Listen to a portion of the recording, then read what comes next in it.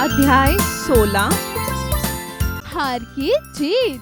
कहानी अध्ययन से पूर्व। अरे देखो, ये घोड़ा कितना सुंदर है। हाँ, हम इसकी सवारी करते हैं। क्या आपको पता है घोड़ा चने भी खाता है। कविता का मूल तत्व प्रस्तुत कहानी में किसी भी कार्य को ईमानदारी पूर्वक करने की सीख दी गई है तथा गरीबों की सहायता करने के लिए प्रेरित किया गया है। जिस प्रकार माँ अपने बेटे तथा किसान अपनी लहलाती खेतों को देखकर जो आनंद महसूस करता है, ठीक उसी प्रकार बाबा भारती अपने घोड़े को देखकर आनंद मग्न हो जाते हैं। भजन करने के बाद जो समय की बचत होती थी, वे घोड़े को निहारने में अर्पण कर देते थे। वह घोड़ा बहुत सुंदर और बलवान था। उस घोड़े के जैसा पूरे इलाके में कोई दूसरा घोड़ा नहीं था, जिसका नाम बाबा भारती ने सुल्तान रखा था। वह उसे अपने हाथ से खाना खिलाते, नहलाते और उसे देखकर आनंदित होते। वे अपने गांव के जीवन को छोड़कर गांव से बाहर एक छोटे से मंदिर में रहते और भगवान का भजन करते थे।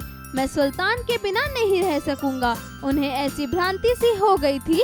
वे उसकी चाल पर लट्टू थे और कहते, ये ऐसे चलता है, और जैसे मोर घटा को देखकर नाच रहा हो।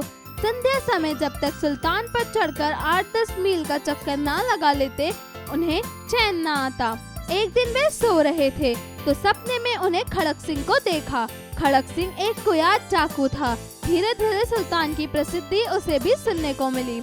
उसे देखने के लिए उसका हृदय व्याकुल हो उठा। वह एक दिन दोपहर के समय बाबा भारती के पास पहुंचा और नमस्कार करके बैठ गया। बाबा भारती ने पूछा, खड़क सिंह क्या हाल है। खड़क सिंह ने सिर झुकाकर उत्तर दिया, आपकी कृपा है। कहो इधर कैसे आ गए। सुल्तान की चाह खींच लाई। विचित्र जानवर है, देखोगे तो प्रसन्न हो जाओगे। मैंने भी बहुत प्रशंसा सुनी है।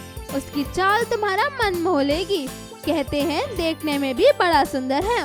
क्या कहना, जो उसे एक बार देख लेता है उसके हृदय पर उसकी छवि अंकित हो जाती है। बहुत दिनों से अभिलाषा थी, आज उपस्थित हो सका हूँ। खड़क सिंह और बाबा भारती अस्तबल में पहुँचे।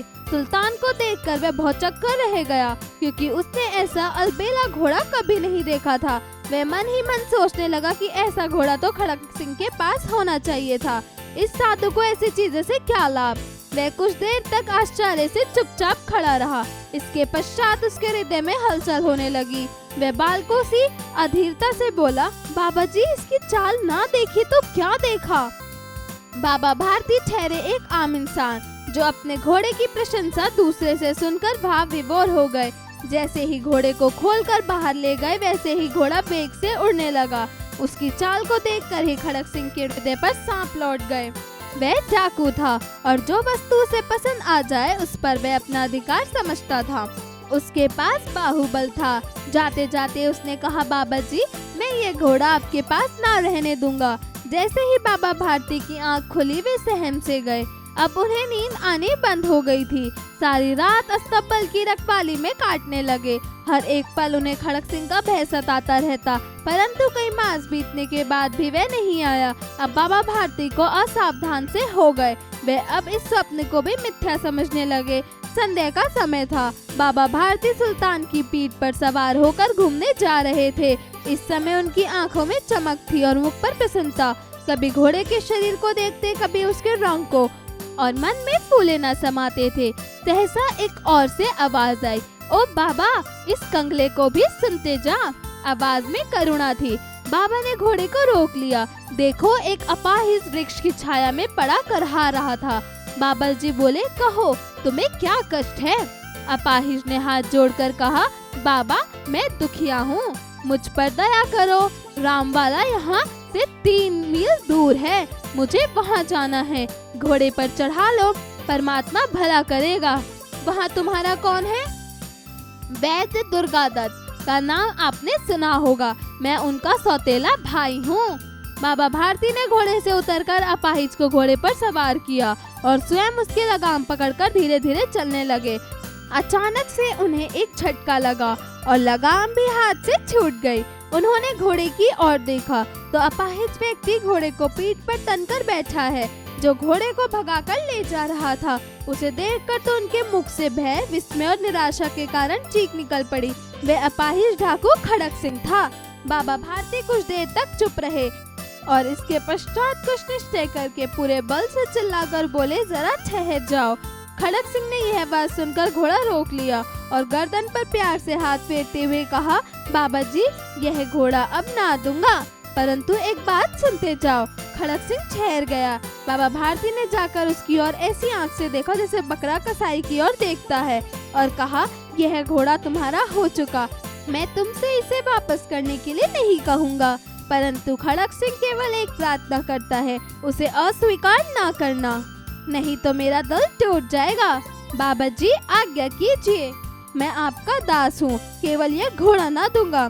अब घोड़ा का नाम ना लो, मैं तुमसे इसके विषय में कुछ ना कहूँगा। मेरी प्रार्थना केवल यह है कि इस घटना को किसी के सामने प्रकट ना करना। यदि लोगों को इस घटना का पता लग गया तो वे किसी भी गरीब पर विश्वास ना करेंगे।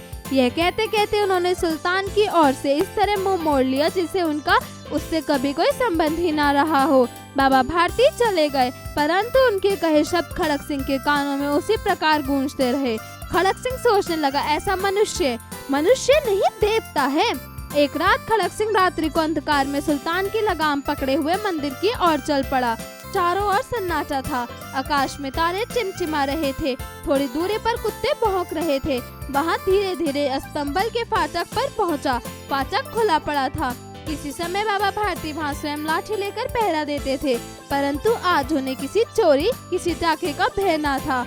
खड़क सिंह ने आगे बढ़कर सुल्तान को उसके स्थान पर बांध दिया और बाहर निकलकर सावधानी से फाटक बंद कर दिया। इस समय उसकी आंखों में नेकी के आंसू थे। रात्रि का तीसरा पहर बीत चुका था। चौथा पहर आरंभ होते ही बाबा भारती ने अपनी कुटिया से बाहर निकल ठंडे जल से स्नान किया। उसके पश्चात इस प्रकार जैसे कोई स्वप्न में चल रहा हो, उनके पांव अस्तबल की ओर बढ़े, परंतु फाटक पर पहुंचकर उनको अपनी भूल प्रतीत हुई। साथ ही घोर निराशा ने पांव को मन भर का बना दिया। वे वहीं रुक गए। घोड़े ने अपने स्वामी के पांव की छाप को पहचान लिया और जोर से हिनहिनाया। अब बाबा भारती आश्चर्य प्रसन्नता से दौड़ते हुए अंदर घुसे और अपने प्यारे घोड़े को गले से लिपटकर इस प्रकार रोने लगे मानो कोई पिता बहुत दिनों के बाद अपने बिछड़े हुए पुत्र से मिल रहा हो।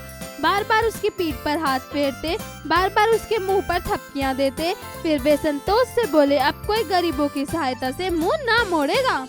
शब्दार्थ: अपर्ण अर्थात भेंट करना, सौंपना, बलवान अर्थात शक्तिशाली, बलशाली, भ्रांति अर्थात भ्रम, चक्कर, संदेह, विस्मय अर्थात आश्चर्य, अचंभा। उच्चारण करें: घृणा, सन्नाटा, हृदय, विस्मय, वृक्ष। शिक्षण संकेत: शिक्षक शिक्षिका बच्चों को कहानी का सार बताएं तथा उन्हें ईमानदारी पूर्वक किसी कार्य को करने की शिक्षा दें। अभ्यास कार्य: जरा बोलिए। प्रश्न 1, दिए गए प्रश्नों के उत्तर बताइए। क, बाबा भारती के घोड़े का क्या नाम था? उत्तर: बाबा भारती के घोड़े का नाम सुल्तान था। ख, खड़क सिंह कौन था? उत्तर: खड़क सिंह डाकू था। ग, सपने में बाबा भारती ने किसको देखा? उत्तर: सपने में बाबा भारती ने डाकू खड़क सिंह को देखा। घ, अपाहिज व्यक्ति के वेश में कौन था? उत्तर: अपाहिज व्यक्ति के वेश में डाकू खड़क सिंह था। जरा लिखिए। प्रश्न 2, दिए गए प्रश्नों के उत्तर लिखिए। क, बाबा भारती अपने घोड़े की सेवा किस प्रकार करते थे? उत्तर: बाबा भारती अपने घोड़े को निहारते, अपने हाथों से उसे खाना खिलाते, नहलाते, उसकी सेवा करते। ख, सोते समय बाबा भारती की आंखें अचानक क्यों खुल गई? उत्तर: स्वप्न में बाबा भारती के घोड़े को खड़क सिंह डाकू ले जा रहा है, इस भय से बाबा भारती की आंख खुल गई। ग, अस्तबल में घोड़े को देखकर खड़क सिंह ने क्या सोचा? उत्तर: अस्तबल में घोड़े को देख खड़क सिंह ने सोचा, ऐसा घोड़ा तो मेरे पास होना चाहिए था। इस साधु के पास इस घोड़े का क्या काम? घ, बाबा भारती के हाथों से घोड़े की लगाम कैसे छूट गई? उत्तर: अपाहिज व्यक्ति ने जब सहसा हे घोड़े को भागाना चाहा तो झटके से घोड़े की लगाम बाबा भारती के हाथों से छूट गई। आश्रम में घोर निराशा क्यों छा गई थी? उत्तर, सुल्तान के चले जाने से आश्रम में घोर निराशा छा गई। प्रश्न 3, दिए गए वाक्यों में से शुद्ध तथा अशुद्ध वाक्यों की पहचान कीजिए। क, बाबा भारती घोड़े से बहुत नफरत करते थे। उत्तर, गलत। ख, खड़क सिंह एक साधारण इंसान था। उत्तर, गलत। ग, घोड़ा अस्तबल में बंधा रहता था। उत्तर, सही। घ, डकैत ने घोड़े को चुरा लिया था। उत्तर, सही। ड़, जब सुबह बाबा भारती उठे तो उन्हें घोड़ा अस्तबल में मिला। उत्तर, सही। जरा सोचिए। प्रश्न 4, खड़क सिंह बाबा भारती के घोड़े को उनके हाथों से छुड़ाकर ले गया। क्या हमें भी किसी की घनिष्ठता प्राप्त कर भरोसे को तोड़ना चाहिए? सोच समझ कर बताइए। जरा भाषा पर गौर कीजिए। प्रश्न 5, दिए गए मुहावरों के अर्थ बताइए। मुहावरे जो वाक्यांश अपने सामान्य अर्थ को छोड़कर विशेष अर्थ प्रकट करते हैं, मुहावरा कहलाते हैं। जैसे आंखें दिखाना, क्रोध आना। क, मुंह में पानी भराना। उत्तर, लालच आना। ख, अक्ल का अंधा। उत्तर, ना समझ। गा, बंधा फोड़ होना। उत्तर, पर्दा फाश होना। घ, कान कतरना। उत्तर, अधिक होशियार हो जाना। ड़, दांत खट्टे करना। उत्तर, हरा देना। प्रश्न 6, उपरोक्त वाक्यों में से विशेषण को अलग कर लिखिए। क, बाबा भारती के पास सुंदर घोड़ा था। उत्तर, सुंदर घोड़ा। ख, खड़क सिंह खोया डाकू था। उत्तर, खोया डाकू। ग, अस्तबल में कई घोड़े रहते थे। उत्तर, कई घोड़े। घ, लोग बाबा भारती को सन्यासी मानते थे। उत्तर, सन्यासी। ड़, हमें गरीब व्यक्ति की सहायता करनी चाहिए। उत्तर, गरीब। जरा रचनात्मक कार्य कीजिए। प्रश्न 7, कभी कभी दयालुता का भाव भी किसी बुरे इंसान को गलत काम करने से रोक देता है। इस कथन के भावार्थ को उदाहरण द्वारा अपने शब्दों में अभिव्यक्त कीजिए। जरा दिमाग लगाइए। प्रश्न 8, नीचे दिए गए नामों को उनकी विशिष्टता बताते हुए उनके संबंध में लिखिए। क, चेतक। ख, बादल। ग, पिनाक। जीवन कौशल एवं मूल्य परक प्रश्न।